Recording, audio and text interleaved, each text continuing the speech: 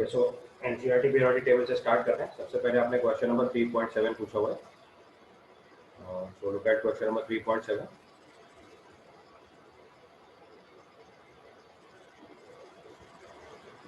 is asked, which element do you think have been named by Lawrence Berkeley laboratory? So this is lawrencium, and Seaborg group, that is seaborgium. सीधे simple और name लिख लेना बस, ठीक है। तो Lawrence Berkeley laboratory की वजह से lawrencium L103 LW, and Seaborg group की वजह से सीबोर्जियम 106 SG। अगर इन्हीं के IUPAC सिंबल्स लिखने हैं तो आप भी लिख सकते हो। अगर उनको IUPAC के हिसाब से लिखना है तो दिस विल बी अनमिल ट्राइयम, और इसको लिखेंगे तो आ जाएगा अनमिल हैक्सियम। तो IUPAC सिंबल्स भी लिख सकते हो, राइट। सर बर्कली का कोई सिंबल नहीं है सर, मतलब नेम। इसके बाद क्वेश्चन नंबर 14 देखो। Question number 14 given, what is the significance of the term isolated gaseous atom and ground state? देखो, आइसोलेटेड गैसेस एटम का मतलब सराउंडिंग में कोई दूसरा एटम नहीं होना चाहिए जिसका अट्रैक्शन या रिपल्शन इलेक्ट्रॉन्स पे एप्लीकेबल हो। और ग्राउंड स्टेट का मतलब होता है इलेक्ट्रॉन पहले ही अपनी हायर एक्साइटेड स्टेट में ना हो, तो जो इलेक्ट्रॉन निकालने के लिए एनर्जी रिक्वायर्ड होगी वो डिफरेंट आ जाएगी। तो आइसोलेटेड एटम का मतलब सिंगल एटम हुआ, ताकि दूसरे एटम का रिपल्शन या अट्रैक्शन कंसीडर ना करना पड़े। तो आइसोलेटेड गैसेस एटम मतलब सिंगल एटम की बात कर रहे हैं। और ग्राउंड स्टेट का मतलब इलेक्ट्रॉन अपनी लोएस्ट एनर्जी स्टेट पे है, यानी उसने पहले से कोई फोटोन एब्जॉर्ब नहीं कर रखा है। तो ग्राउंड स्टेट का मतलब लोएस्ट एनर्जी स्टेट, जिसमें इलेक्ट्रॉन पहले से प्रेजेंट है, यानी it is not in the excited state, तो उसकी एक्स्ट्रा एनर्जी रिक्वायरमेंट नहीं होगी। अदरवाइज आयोनाइजेशन एंथैल्पी और इलेक्ट्रॉन गेन एंथैल्पी का डेटा जो है वो सही नहीं आएगा, ठीक है। इसके बाद क्वेश्चन नंबर 19 लिखा है, the first ionisation enthalpy values of group 13 elements are given, what would you explain from the deviation of the general trend? ये भी आपको रूल्स में सिखाया था। आपको बताया था आयोनाइजेशन एनर्जी का ऑर्डर अगर हम लिखते हैं boron, aluminium, gallium, indium, helium. अगर इन एलिमेंट्स में आयोनाइजेशन एनर्जी का ऑर्डर लिखते हैं तो सबसे ज़्यादा बोरॉन आता है, बोरॉन के बाद हेलियम, हेलियम के बाद next is gallium, then it is aluminium and finally it is indium. तो पहले आप करेक्ट ऑर्डर लिखो डेटा देख के, फिर आपको बात समझाता हूँ। तो boron, helium, after that it is gallium, then it is aluminium and finally it is indium. आपको W बना के याद कराया था मैंने, दिस द ऑर्डर। तो उसमें देखो डेविएशन कहाँ कहाँ पे आ रहा है। हेलियम की आयोनाइजेशन एनर्जी इंडियम से ज़्यादा आ रही है, यहाँ पे लेंथराइट कॉन्ट्रैक्शन या T and F orbital contraction. तो यहाँ पे आप लिख सकते हो pure shielding of F subshell, ये इसी को लेंथराइट कॉन्ट्रैक्शन भी बोल सकते हैं। और जब गैलियम और एल्यूमिनियम का एक्सेप्शन आएगा तो यार डी ऑर्बिटल कॉन्ट्रैक्शन लिख देंगे, डी ऑर्बिटल कॉन्ट्रैक्शन, ये आपकी एक्सप्लेनेशन होगा, ओके। इसके बाद क्वेश्चन नंबर 23 में लिखा, how would you react on the statement that इलेक्ट्रोनिटी of nitrogen on polling scale is 3 in all the nitrogen compounds? तो देखो इसमें क्या आपको बस अपना एक्सप्लेनेशन लिखना है, तो ये ज़रूरी नहीं होता। नाइट्रोजन की इलेक्ट्रोनेगेटिविटी जो है, पहले इसका मतलब लिखना है क्या मतलब है। तो पॉलिंग स्केल जो है उस पर फ्लोरीन की इलेक्ट्रोनेगेटिविटी 4 होती है। तो पॉलिंग स्केल में इलेक्ट्रोनेगेटिविटी ऑफ फ्लोरीन जो है वो 4 होती है, ठीक है। And that of nitrogen is 3। तो इसका मतलब इलेक्ट्रोनेगेटिविटी ऑफ नाइट्रोजन जो है वो लेस देन फ्लोरीन है, that is tendency of pulling electron, tendency of pulling shared pair of electron, shared pair of electron of nitrogen is less than fluorine। बाकियों से ज़्यादा कंसीडर कर लेंगे, राइट। अब उसमें एक और कॉन्सेप्ट लगाना होता है, उसका पूछा हुआ है कि what would you react the statement is. तो सारे कंपाउंड्स में ज़रूरी नहीं है, क्योंकि सराउंडिंग एलिमेंट्स को भी इसका फर्क पड़ता है। तो nitrogen an element and electronic is 3, but when it is the surrounding element तो इसकी इलेक्ट्रॉनिक थोड़ी बहुत वेरी कर सकती है। लाइक अगर नाइट्रोजन हमारा सिंगल बॉन्डेड होता है CH3NH2, और फिर नाइट्रोजन डबल बॉन्डेड हो जाए CH3CH डबल बॉन्ड NH, और फिर नाइट्रोजन ट्रिपल बॉन्डेड हो जाए CH3C ट्रिपल बॉन्ड N, तो इसमें इलेक्ट्रोनेगेटिविटी ऑफ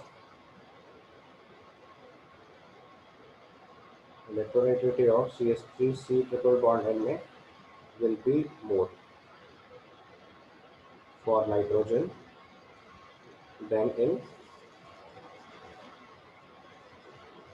CH3NH2। मतलब जैसे जैसे पाई बॉन्ड बढ़ते चले जा रहा है वैसे वैसे इलेक्ट्रोनेगेटिविटी ऑफ नाइट्रोजन इंक्रीज करती जाती है। ठीक है।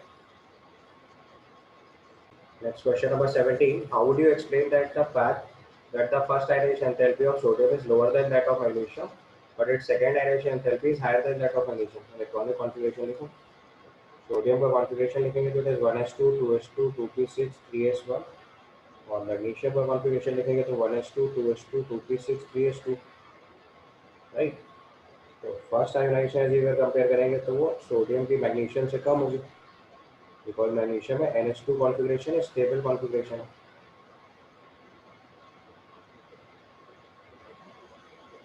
ठीक है। बट जैसे ही सेकेंड आयोनाइजेशन एनर्जी लिखोगे तो सेकेंड आयोनाइजेशन एनर्जी इलेक्ट्रॉन निकालना पड़ेगा Na+ और Mg+ से। अब इसका कॉन्फ़िगरेशन हो जाएगा 1s2 2s2 2p6, inert gas configuration, और इसका कॉन्फ़िगरेशन हो जाएगा 1s2 2s2 2p6 3s1। तो सेकेंड आयोनाइजेशन एनर्जी जो है वो सोडियम की मैग्नीशियम से ज़्यादा होगी। समझ आया? फर्स्ट आयोनाइजेशन एनर्जी में इलेक्ट्रॉन NH1 और NH2 वाला निकाल रहे थे तो सोडियम की आयोनाइजेशन एनर्जी कम थी। सेकेंड आयोनाइजेशन एनर्जी में सोडियम का कॉन्फ़िगरेशन इनर्ट गैस वाला हो गया तो उससे इलेक्ट्रॉन निकालना बहुत मुश्किल काम हो गया। तो second ionisation energy of sodium will be higher than that of magnesium. ठीक है। डन। इसके बाद next question you asked is question number 27।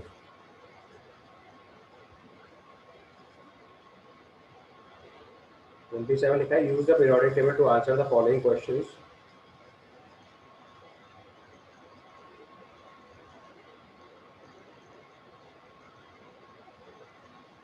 27 given, use the periodic table to answer the following question. Identify the element with 5 electron in the outermost shell. तो 5 electron in the outermost shell मतलब nitrogen family होगी।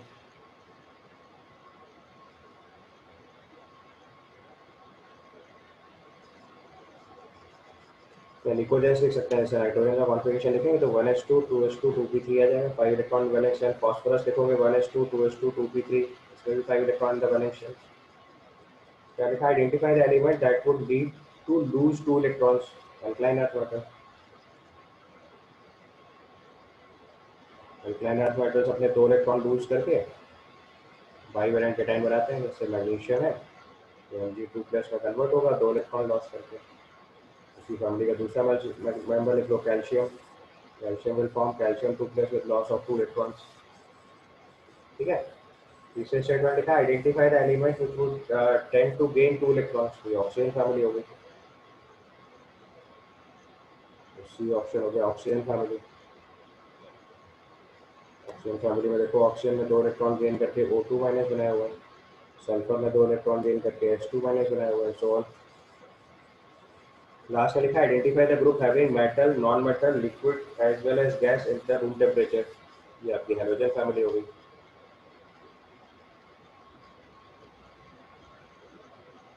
Halogen family में अगर हम लिखना start करेंगे तो जैसे like chlorine, chlorine, bromine, iodine, astatine, ये फैमिली है। तो इसका करेक्टर मेटेलिक हो गया, ये सब नॉन मेटल्स हो गए। ये लिक्विड होता है रूम टेम्परेचर में, ये वोलाटाइल सॉलिड होता है, और ये दोनों गैसेस हैं।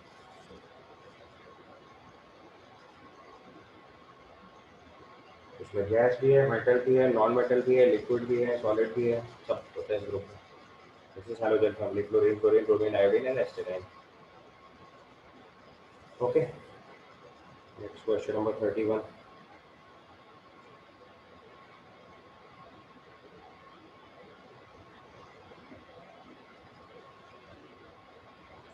एक बार क्वेश्चन नंबर 27 में थोड़ा देख लीजिए। क्वेश्चन नंबर 27 में थोड़ा पढ़ने में गलती करी।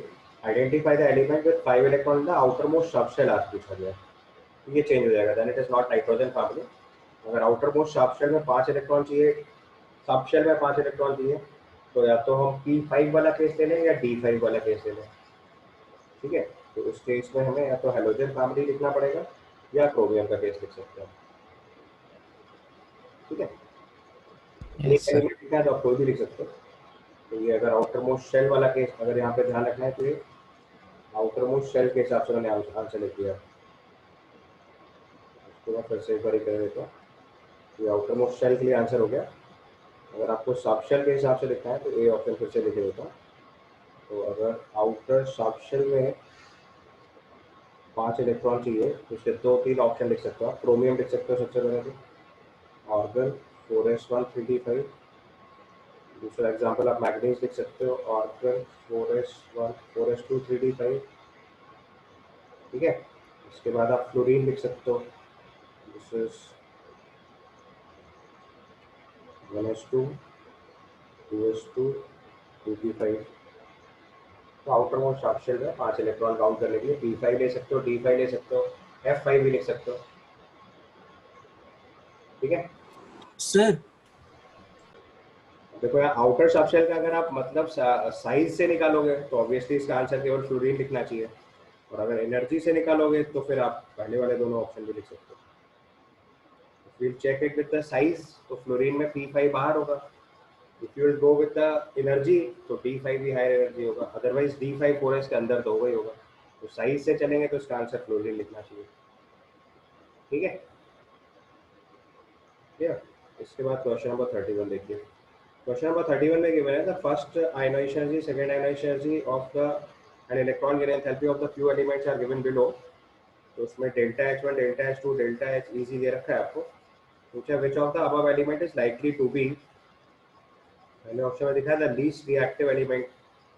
तो लीस्ट रिएक्टिव एलिमेंट वो होगा जिसकी आयनाइजेशन एनर्जी भी बहुत ज़्यादा हो और इलेक्ट्रॉन गिवन एंथैल्पी पॉजिटिव हो। तो पहले जरा आपको थोड़ा क्लू से बताता हूँ, आप थोड़ा डेटा पे ध्यान दो। तो आपको पता है कि जो आपकी इलेक्ट्रॉन गेन एंथैल्पी पॉजिटिव होती है that is for inert gases and that is for you can say alkaline earth metals. दो पॉसिबल केसेस हैं। यहाँ देखो ये इलेक्ट्रॉन गेन एंथैल्पी पॉजिटिव दे रखी है, तो इससे पता चल रहा है कि ये इनर्ट गैस हो सकती है या अल्कलाइन अर्थ मेटल हो सकता है। But at the same time आप देखो दोनों आयनाइजेशन एनर्जी वैल्यूज भी बहुत हायर है रिलेटिव टू अदर वैल्यूज देखो, तो that means it will be a kind of inert gas. तो यहाँ से पॉइंट नंबर 5 जो है वो आपको इनर्ट गैस पता चल गया, क्योंकि इसकी ionization energy 1 ionization energy 2 are higher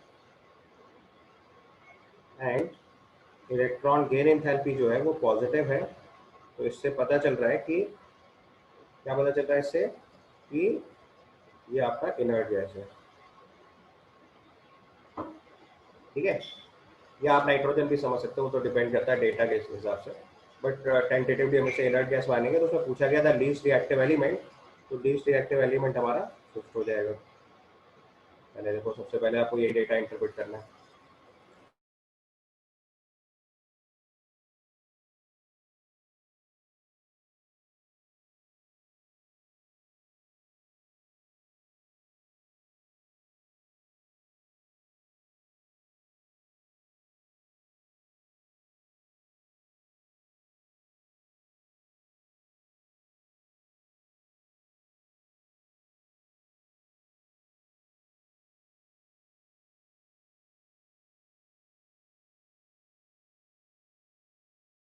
hello.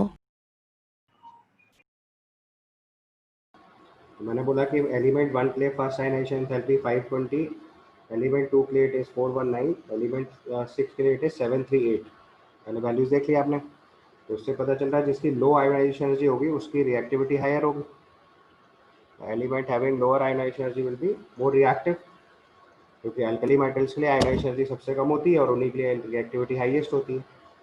अच्छा, अब इसमें अगर आप ध्यान से एक चीज़ और नोटिस करो कि जो बाकी के एलिमेंट्स लिखे हुए हैं जिसमें देखो सेकेंड आयनाइजेशन एंथैल्पी अगर आप ध्यान से देखोगे साथ में उन्हीं की, तो डेल्टा H2 अगर लिखे फर्स्ट एलिमेंट पे तो देखो ये आपको दे रखा है 7300, क्वाइट हायर वैल्यू। फर्स्ट से सेकेंड आयनाइजेशन एनर्जी एकदम से हायर हो गई है।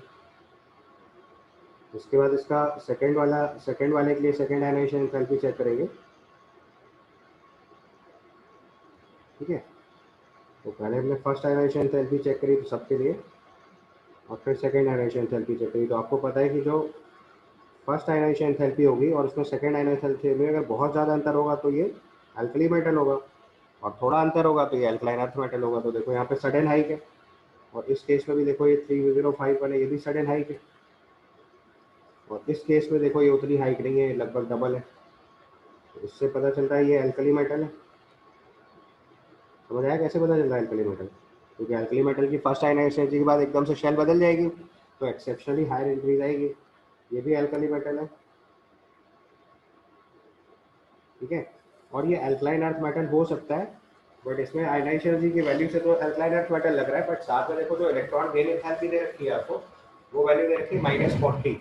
तो इससे पता चल रहा है कि हम इसको अल्कलाइन अर्थ मेटल नहीं लिखेंगे, क्योंकि अल्कलाइन अर्थ मेटल्स के इलेक्ट्रॉन गेन एंथैल्पी क्या होती है? Positive value. तो मतलब ये कोई ना कोई मेटालिक फंक्शन एलिमेंट ही होगा, बट ये अल्कली मेटल नहीं है कंफर्म, क्योंकि इसकी फर्स्ट और सेकंड आयनाइजेशन के बीच में गैप बहुत ज़्यादा नहीं है। अब फर्स्ट और सेकंड अल्कली मेटल हो गए, उसमें देखो सेकंड वाले की आयनाइजेशन कम है, तो उसी की रिएक्टिविटी सबसे ज़्यादा होगी। तो मोस्ट रिएक्टिव मेटल अपने लिए हो गया,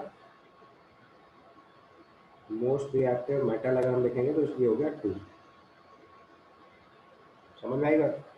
क्योंकि फर्स्ट और सेकंड में फर्स्ट वाले के सेकंड वाले एलिमेंट की फर्स्ट आयनाइजेशन कम है, तो उसका मतलब उसकी रिएक्टिविटी पहले वाले एलिमेंट से ज़्यादा रहेगी। तीसरे पार्ट में पूछा है most reactive non metal. Most reactive non metal, और नॉन मेटल जो होती है उसकी रिएक्टिविटी किस वजह से आती है? इलेक्ट्रॉन गेन एंथैल्पी की वजह से। तो जिसकी इलेक्ट्रॉन गेन एंथैल्पी सबसे ज़्यादा नेगेटिव होगी वो मोस्ट रिएक्टिव मेटल हो जाएगा, नॉन मेटल हो जाएगा। ठीक है, अब देखो हमारे पास एलिमेंट नंबर 3 और 4 चेक कर लो।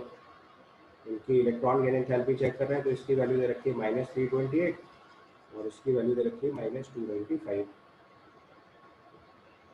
ठीक है, ये आपको डेल्टा एच ई की वैल्यू दे रखी है। तो electron gain enthalpy of element 3 and 4 both are negative, बाकी सबकी वैल्यूज तो बहुत कम है, तो ये मोस्ट रिएक्टिव नॉन मेटल हो गया।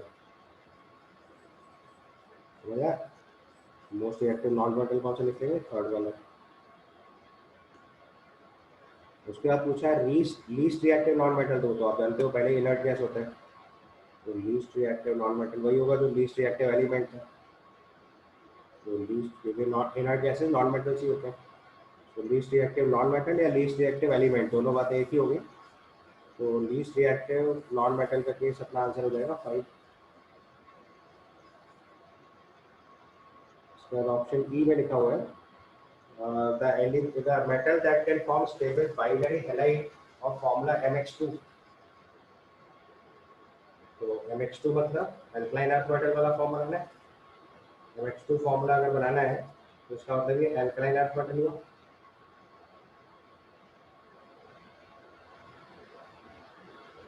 तो उसका मतलब फर्स्ट आयनाइजेशन और सेकंड आयनाइजेशन के बीच में गैप कम चाहिए।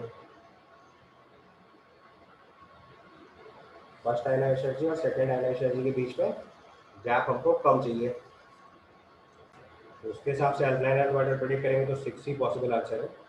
तो इसके लिए ई के लिए पॉसिबल आंसर 6 लिखेंगे, क्योंकि फर्स्ट आयनाइजेशन और सेकंड आयनाइजेशन का गैप उसी में कम।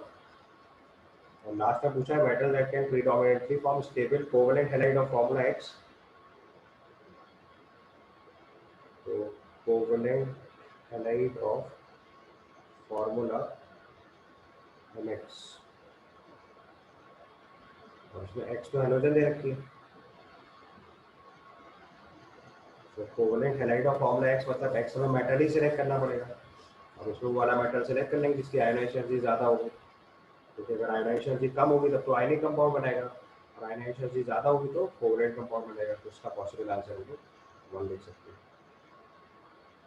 सर ये फिर से बता दीजिए। ठीक है, नेक्स्ट इज क्वेश्चन नंबर 32। 32 में लिखा है predict the formula of the stable binary compound that would be formed by the combination of the following pairs. तो फॉर्मूला लिखना है बेटा, लिथियम और ऑक्सीजन का फॉर्मूला क्या होगा? Na2O। मैग्नीशियम और नाइट्रोजन का फॉर्मूला वैलेंसी से Mg3N2। एल्यूमिनियम और आयोडीन का फॉर्मूला Al3। सिलिकॉन और ऑक्सीजन का फॉर्मूला SiO2, फास्फोरस और फ्लोरीन का फॉर्मूला PF3 या PF5 भी लिख सकते हो, डिपेंड्स, दोनों केस लिखे जा सकते हैं। दोनों ऑक्सीडेशन स्टेट होती है +3 भी +5 भी। इसके बाद एलिमेंट 71 एंड फ्लोरीन। सर +5 ज्यादा होगा ना, क्योंकि इनर्ट पेयर इफेक्ट दोनों लिखे फास्फोरस ऊपर ही आता है, मतलब तो सेकंड ज्यादा मतलब ना। स्टेट से कंपाउंड पूछा तो मैं आंसर लिख दो, कोई भी, दोनों अलाउड है। तो PF3 लिखोगे तो भी सही है, PF5 लिखोगे तो यस भी सर। सही है, कोई प्रॉब्लम नहीं है उसमें। आपसे स्टेबिलिटी थोड़ी पूछा, आपसे तो फॉर्मूला पूछा है, तो PF3 भी लिख सकते हैं, PF5 भी लिख सकते हैं। इसके बाद एलिमेंट ऑफ 71 क्या हो गया, लेंथेनाइट। तो आपको बोला था लेंथेनम के लिए वैलेंसी कितनी फॉलो करते हैं, 3, पहले F3। एफ लॉग एलिमेंट्स के लिए बताया था कॉमनली +3 ऑक्सीजन स्टेट फॉलो होती है। तो एलिमेंट नंबर 71 लिखेंगे, मतलब यहाँ पे फॉर्मूला से लिख लेना बस। मतलब अगर नहीं जल्दी याद होता है, मैं अगर हमें लेट्स से आपको नहीं पता है कि लेंथेनाइट्स का फॉर्मूला क्या है, तो उसका जनरल फॉर्मूला Ln लिख देते हैं कभी कभी। अगर आपको कभी लेंथेनाइट्स का फॉर्मूला याद ना आए, कोई भी एलिमेंट पूछा जाए और लेंथेनाइट सीरीज का हो, आपको फॉर्मूला ना मालूम हो, तो आप उसको Ln लिख सकते हो। ये जनरल सिंबल है किसी भी लेंथेनाइट के लिए। अगर आपको सिंबल नहीं याद आए लेंथेनाइट सीरीज का, तो जनरल फॉर्मूले में Ln लिखते हैं, या फिर अगर इसका सही फॉर्मूला लिखना है तो ये ल्यूटीशियम होता है, LuF3 लिखना चाहिए था अगर आपको परफेक्ट कंपाउंड लिखना है तो दोनों अलाउड है। स्कूल लेवल पे अगर आप LnF3 भी लिख दोगे तो 99% केस में टीचर सही कर देते हैं। ठीक है, लेंथेनाइट्स के कॉमन सिंबल Ln होता है। उसके बाद क्वेश्चन नंबर 34 देखते हैं। क्वेश्चन नंबर 34 में लिखा है which of the following statement related to the modern periodic table is incorrect. पहले केस में लिखा है था P block has 6 columns because a maximum of 6 electron can occupy all orbitals of a p subshell। सही है बिल्कुल, क्योंकि P6 capacity होती है, इसलिए P ब्लॉक में 6 ग्रुप होते हैं। ये लॉजिक सिखाया था आपको ग्रुप के लिए। चलो उसके बाद अगला ऑप्शन देखो, it's given the D block has 8 columns. गलत हो गया, क्योंकि डी की कैपेसिटी 10 होती है, ये आंसर हो गया आपको। डी की कैपेसिटी 10 होती है तो डी ब्लॉक में 10 ग्रुप होंगे। फिर इसके बाद लिखा है each block contains a number of columns equal to the number of electrons that can occupy that subshell. ये सही है। The block indicates the value of azimuthal quantum number L for a last subshell that received electron in the building of the electronic configuration. ये भी सही है। किसी भी element के इलेक्ट्रॉनिक कॉन्फ़िगरेशन में जो लास्ट इलेक्ट्रॉन जिस सबशेल में एंट्री कर रहा होता है, उसका एजिमुथल क्वांटम नंबर उसका ब्लॉक इंडिकेट करता है। जैसे यहाँ पे L = 1 आएगा, यहाँ पे L = 2 आएगा। कॉन्फ़िगरेशन लिखोगे तो last electron enters in the subshell से हम लोग ब्लॉक डिसाइड करते हैं। ठीक है, इसके बाद क्वेश्चन नंबर 35 देखिए। Question number 35 is given anything that influence the valence electron will affect the chemistry of the element. Which of the following factors does affect the valence which of the following factors does not affect the valence shell? ठीक है, तो पहले पूरे case में पूछा है valency of principal quantum number. Valency principal quantum number तो बिल्कुल सही करेगा। जो वैलेंस शेल है उसका प्रिंसिपल क्वांटम नंबर जो होगा उससे साइज पता चलेगा। न्यूक्लियर चार्ज के ऊपर अफेक्ट होगा, क्योंकि जितना ज्यादा न्यूक्लियर चार्ज होगा इलेक्ट्रॉन उतना ज्यादा अट्रैक्ट होगा। ठीक है, न्यूक्लियर मास मतलब आपका मास नंबर जो है उसका प्रोटॉन न्यूट्रॉन का सम है, तो ये भी कहीं ना कहीं अफेक्ट करेगा, क्योंकि इसमें नंबर ऑफ प्रोटॉन इंक्लूडेड है।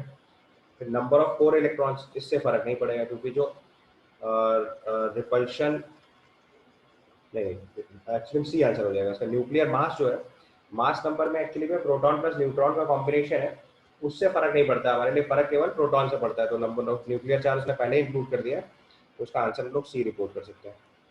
समझ गए ना, एन से साइज का फर्क पड़ेगा, उससे डिफेक्ट आएगा। जेड जो है वो न्यूक्लियर चार्ज हो गया, उससे भी फर्क पड़ेगा। और नंबर ऑफ कोर इलेक्ट्रॉन जो लिखे हुए हैं, नंबर ऑफ कोर इलेक्ट्रॉन्स यानी कि इनर शेल इलेक्ट्रॉन्स हो गए, इससे फर्क पड़ेगा शील्डिंग की वजह से, स्क्रीनिंग, उससे स्क्रीनिंग इफेक्ट अप्लाई होगा, उससे सिग्मा वैल्यू इफेक्ट होगी। ये सिग्मा से रिलेटेड हो जाएगा, उसका आंसर सी मार्क करेंगे। न्यूक्लियर मास, मास नंबर से फर्क नहीं पड़ता है। ठीक है, गिवन ऑप्शंस में ये फिट हो रहा है। इसके बाद आपने लास्ट क्वेश्चन पूछा 48। 40 में लिखा है consider the element fluorine, chlorine, oxygen, nitrogen, correct order of their chemical reactivity in terms of oxidizing property. तो ऑक्सीडाइजिंग प्रॉपर्टी जो होती है वो फ्लोरीन की हाईएस्ट होती है। ऑक्सीडाइजिंग प्रॉपर्टी जो होती है is highest for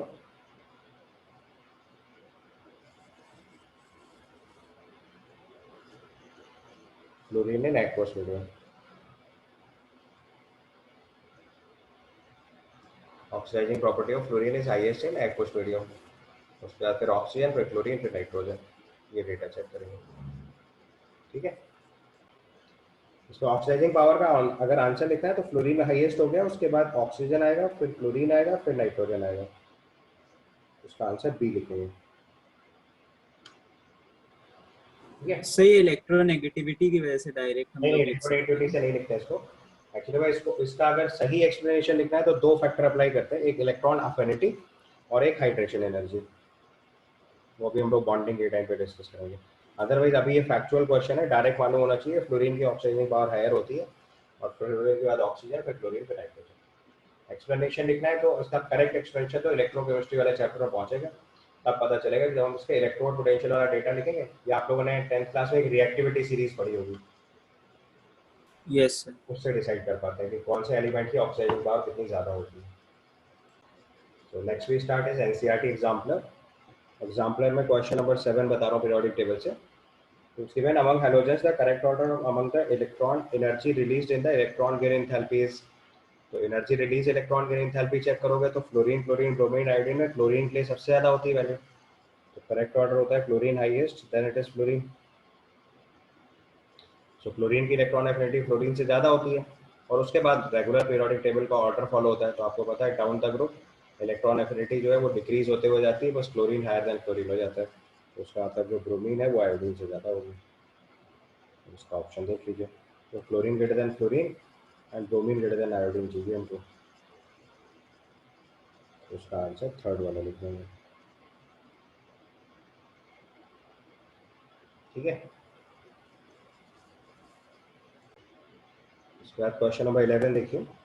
11th question is given the formation of the oxide from the oxygen atom requires first exothermic and then endothermic step.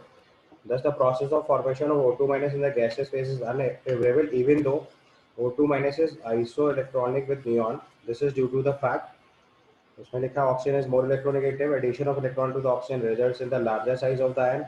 Electron repulsion outweighs the stability gained by the achieving noble gas configuration. And O minus has comparatively smaller size. तो उसका answer third हो जाएगा।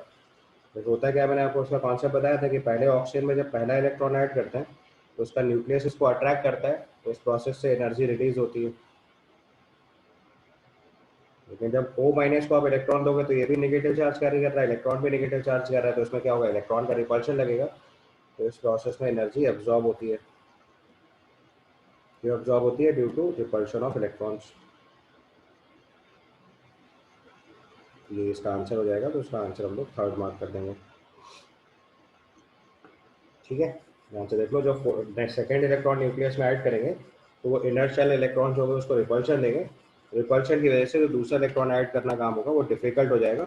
That is why energy will be absorbed and O2 minus becomes unstable, right? Then it is question number 14. 14 starts, which of the following element can show covalency greater than 4? तो covalency greater than 4 मतलब इसमें 4 bond बनाने की capacity हो। तो पहले इनके सबके कॉन्फ़िगरेशन लिख लो। तो कॉन्फ़िगरेशन लिखेंगे, बेरिलियम का कॉन्फ़िगरेशन आएगा 1s2 2s2। वैलेंशियल में 2 ही इलेक्ट्रॉन है तो ये 2 ही वैलेंसी दिखा सकता है। फॉस्फोरस का configuration 1s2 2s2 2p6 3s2 3p3।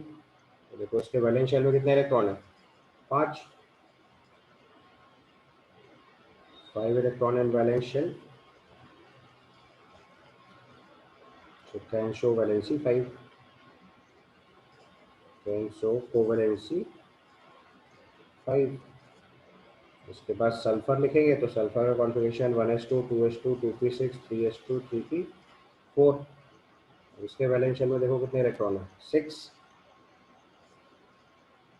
6 electron है अगर वैलेंशियल में तो ये कितनी कोवेलेंसी शो कर सकता है, 6। 6 in valence shell can show covalency 6. इसका लास्ट वाला लिख लो, boron. Boron configuration is 1s2 2s2 2p1। तो उसके वैलेंस शेल में 3 इलेक्ट्रॉन है तो उसकी वैलेंसी 3 आएगी। तो उसने बोला है कोवैलेंसी ग्रेटर देन 4, तो उसका पॉसिबल आंसर क्या हो जाएगा? 2 and 3।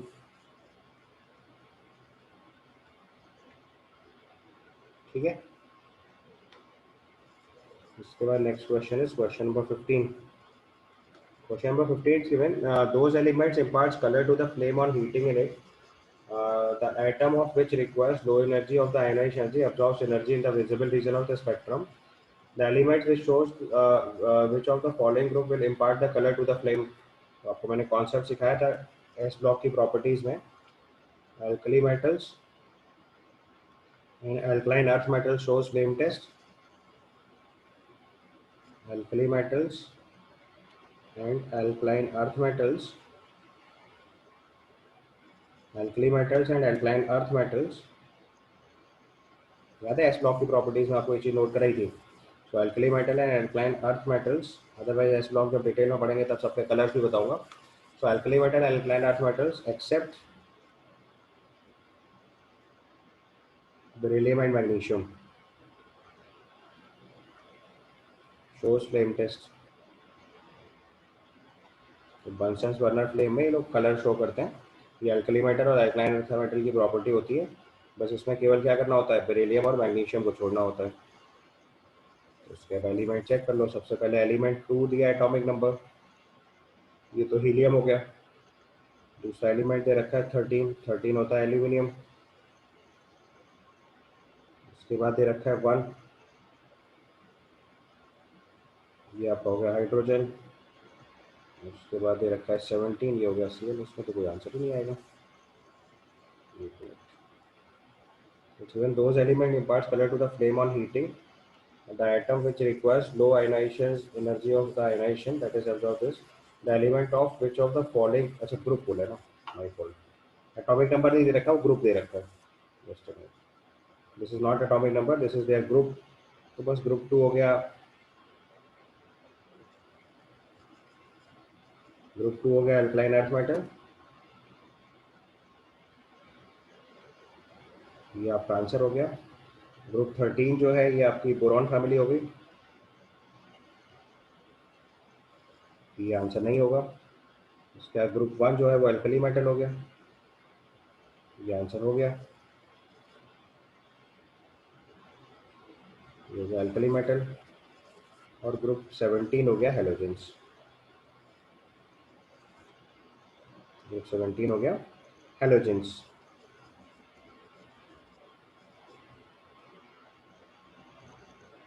हमारे पॉसिबल आंसर हो गए 1 and 3।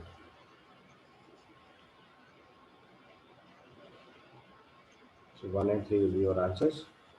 Alkali metal and alkaline earth metal की प्रॉपर्टी होती है फ्लेम टेस्ट। इसका नेक्स्ट क्वेश्चन है क्वेश्चन नंबर 20। क्वेश्चन नंबर 20 में दे रखा है which of the following options order of arrangement is does not agree with the variation of the property indicated against it. तो देखो 20th क्वेश्चन में ध्यान से देखो। सबसे पहले आपके पास Al3 plus Mg2 plus Na plus और F माइनस का साइज पूछा गया है। तो देखो इनमें सब में इलेक्ट्रॉन तो 10-10 है, तो उसका मतलब ये आइसो इलेक्ट्रॉनिक है। और आइसो इलेक्ट्रॉनिक के साइज के लिए आपको रूल बताया था, जिसका Z ज़्यादा होता है उसका साइज छोटा होता है। तो ये एटॉमिक नंबर 13, ये 12, ये 11, ये 9, ये ऑर्डर हो जाएगा। यहीं के करेक्ट दिया, उसमें कोई डाउट नहीं है। दूसरे केस में पूछा है फर्स्ट आयनाइजेशन एनर्जी। तो हमारे पास है बोरॉन, कार्बन, नाइट्रोजन, ऑक्सीजन। ये देखो 2s2 2p3 हाफ फिल्ड होता है और ये 2s2 2p4 होता है। तो आयोनाइजेशन एनर्जी ऑफ नाइट्रोजन जो है वो मोर देन ऑक्सीजन होती है। तो अगर हम ऑर्डर ऑफ आयोनाइजेशन एनर्जी लिखेंगे तो order of ionization energy will come out to be boron, then carbon, then oxygen, finally nitrogen. तो दिस इज हाफ फिल्ड की वजह से आयोनाइजेशन एनर्जी इसकी हायर होती है। यही आपका आंसर हो गया कि उसने पूछा है। Does not agree with the variation, तो उसका आंसर 2 हो गया। उसके बाद नेक्स्ट केस में देखो इलेक्ट्रॉन गेन एंथैल्पी दे रखी है, electron gain enthalpy of Cl is more then fluorine, ये भी देखो गलत दिया हुआ, तो इसका आंसर ClFBrI होना चाहिए था, ये भी इनकरेक्ट है, तो इसका आंसर 3 भी हो जाएगा। और साइज चेक करेंगे तो lithium, sodium, potassium, rubidium, caesium, तो साइज इंक्रीज होते हो जाता है, ये आपका करेक्ट ऑर्डर दे रखा है, तो आपका आंसर बन जाएगा 2 and 3। ठीक है, 20 से आंसर हो जाएगा 2 and 3। उसके बाद क्वेश्चन नंबर 25।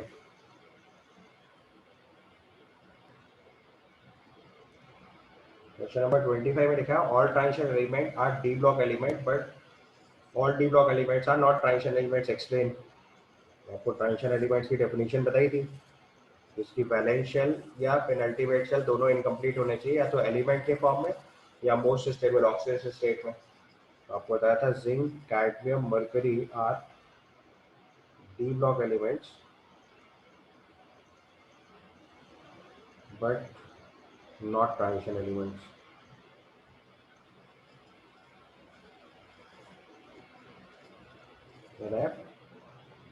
तो डी ब्लॉक एलिमेंट्स में जिंक, कैडमियम, मरकरी जो है वो डी ब्लॉक एलिमेंट तो होते हैं, बट इनको ट्रांजिशन एलिमेंट नहीं कंसीडर करते हैं। उसका लॉजिक समझाया था कि जिंक के कॉन्फ़िगरेशन में ऑर्गन 4s2 3d10 होता है, तो उसमें केवल वैलेंस शेल इनकम्प्लीट है,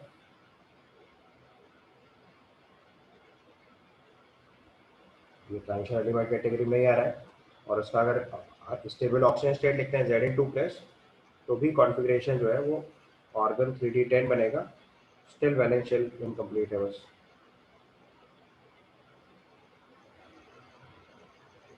still valence shell is incomplete, तो इस वजह से इसको ट्रांजिशन एलिमेंट नहीं बोलते हैं। ठीक है, ट्रांजिशन एलिमेंट की कंडीशन क्या है, वैलेंस शेल और पेनल्टीमेट शेल, दो शेल कम से कम इनकम्प्लीट होने चाहिए, या तो एलिमेंट के फॉर्म में या स्टेबल ऑक्सीडेशन स्टेट के फॉर्म में। सो वैलेंस शेल इनकम्प्लीट यहाँ पे भी है, और इस केस में भी केवल वैलेंस शेल ही इनकम्प्लीट है।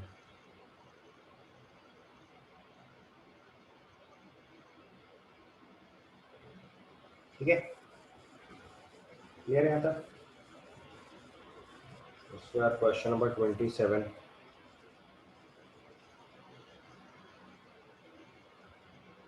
दिया ionization enthalpy of the elements of second period are given below, match the correct enthalpy with the element and complete the graph given in 3.1. Also write the symbol of the elements with their atomic numbers. तो देखो आपको पहले second period element के ionization energy का order लिख लेना चाहिए। तो सेकेंड पीरियड एलिमेंट्स अगर हम लोग लिखेंगे, second period elements are lithium, beryllium, boron, carbon, nitrogen, oxygen, fluorine, neon. तो उसमें बताया था कि जो इनर्ट गैस होती है उसकी आयोनाइजेशन एनर्जी तो सबसे ज़्यादा होती है, इसमें तो कोई डाउट ही नहीं है, सबसे ऊपर हो गया। उससे आप फ्लोरीन लिखते हैं, ऑक्सीजन और नाइट्रोजन में हाफ फिल्ड होने की वजह से एक स्वाइप आता है, और बेरिलियम और बोरॉन में फुल फिल्ड की वजह से एक स्वाइप आता है। तो neon, fluorine, nitrogen, oxygen, carbon, beryllium, boron, lithium, ये ऑर्डर होता है आयोनाइजेशन एनर्जी का, ऑर्डर ऑफ आयोनाइजेशन एनर्जी जो है इस ऑर्डर में है ये। अब जो वैल्यूज गिवन है उसको इसके साथ फिट कर दो पहले, तो हायर से लोअर की तरफ वैल्यू फिट करते चले जाओ, और फिर इसको ग्राफ पे लगा देंगे। तो सबसे कम वैल्यू देखो हमको कितनी दे रखी है 520, तो ये 520 हो गई। इसके बाद नेक्स्ट वैल्यू दे रखी है beryllium which is 899, boron is 801। ठीक है, इसके बाद next comes carbon which is 1086, then it is oxygen 1314, then it is nitrogen 1402, then it is fluorine 1681, and then it is 280 is for neon। ये इसकी energy order होगी।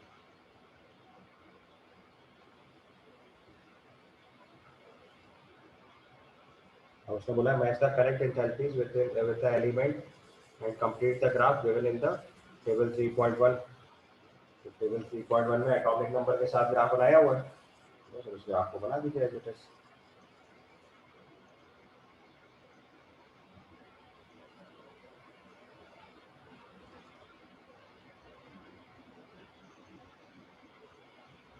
तो फिर इस ग्राफ को बना रहे हैं हम लोग। तो सबसे पहले लिथियम आएगा, लिथियम का बेरिलियम ज़्यादा हो गया, फिर बोरॉन नीचे आएगा, फिर बोरॉन के बाद कार्बन फिर बढ़ेगा, ठीक है। और कार्बन के बाद फिर नेक्स्ट नाइट्रोजन और ज़्यादा आएगा और ऊपर तक चले जाओ, ठीक है। फिर ऑक्सीजन कम हो जाएगा, फिर फ्लोरीन ज़्यादा हो जाएगा और नियॉन ऊपर चला जाएगा, ऐसे आ जाएगा। ये हो गया lithium, beryllium, boron, carbon, nitrogen, oxygen,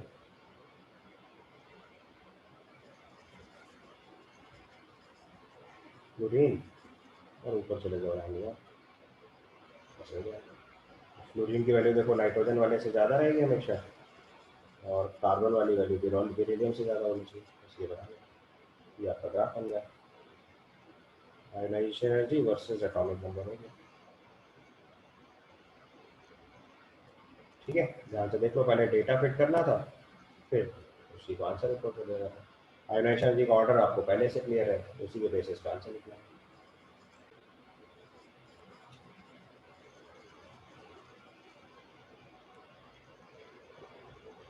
इसके बाद नेक्स्ट आएंगे क्वेश्चन नंबर 30 पे। क्वेश्चन नंबर 30 में लिखा है choose the correct order of atomic radii in the fluorine radii of fluorine and neon out of the options given below. तो आपको पता है नियॉन का साइज फ्लोरीन से बड़ा होगा। क्वेश्चन नंबर 30 में साइज ऑफ नियॉन जो है वो हायर देन फ्लोरीन होगा, क्योंकि इसका one to one radii measure करते हैं और फ्लोरीन के इक्विवेलेंट रेडियाई मेजर करते हैं। आपको मैंने बताया था इनर्ट गैस का साइज हमेशा बड़ा आएगा, उसके लिए one to one radius measure करते हैं और उसके लिए कोवलेंट रेडियस मेजर करते हैं। और आपको पता है वॉन टू वॉन रेडियस हमेशा कोवलेंट रेडियस से ज़्यादा होगा, तो नियॉन ग्रेटर देन फ्लोरीन का आंसर लिखेंगे तो इस वैल्यू को लिखेंगे 160 और उसको लिखेंगे 72 पिकोमीटर में, ठीक है।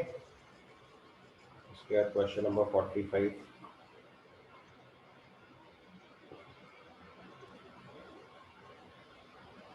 45 में लिखा है electronic configuration of nano elements are given in the column 1, their electron gain enthalpies are in the column 2, match the electronic configuration with the electron gain enthalpy।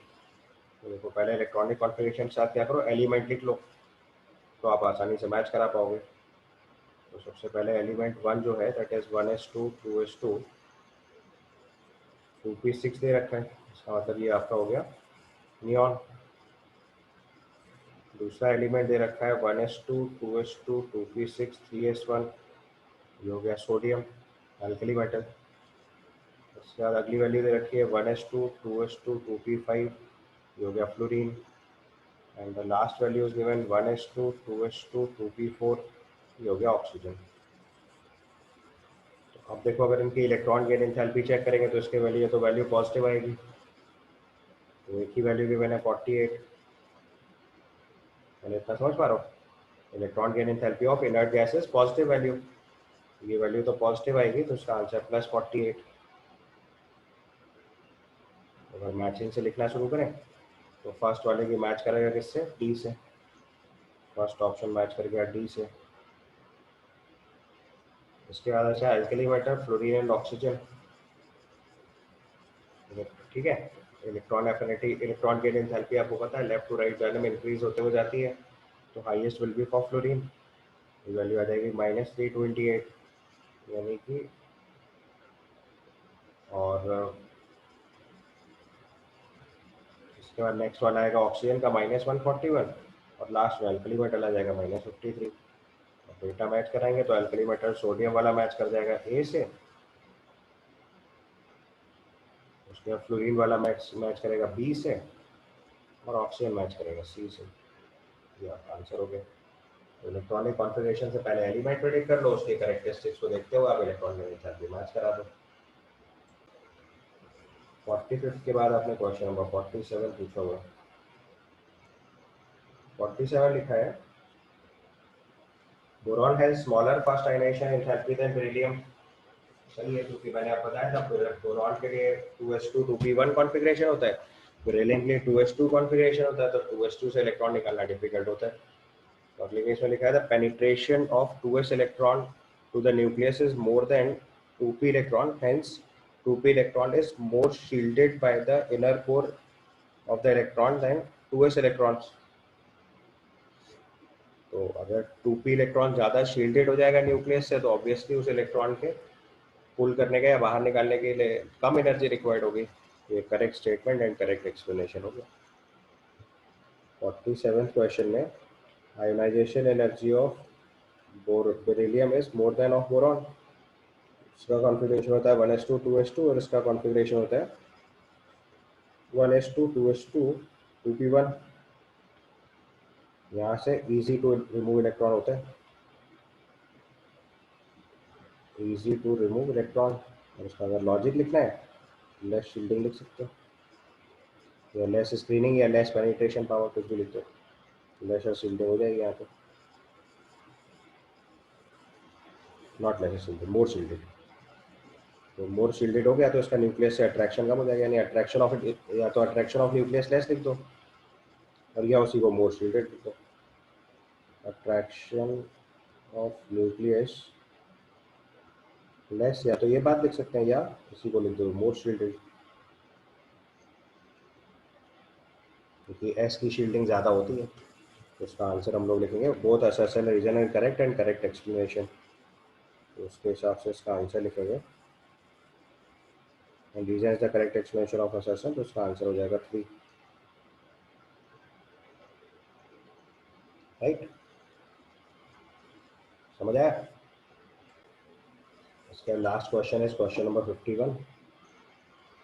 51 ने पूछा justify the given statement with the suitable examples and properties of the elements are the periodic function of the atomic number.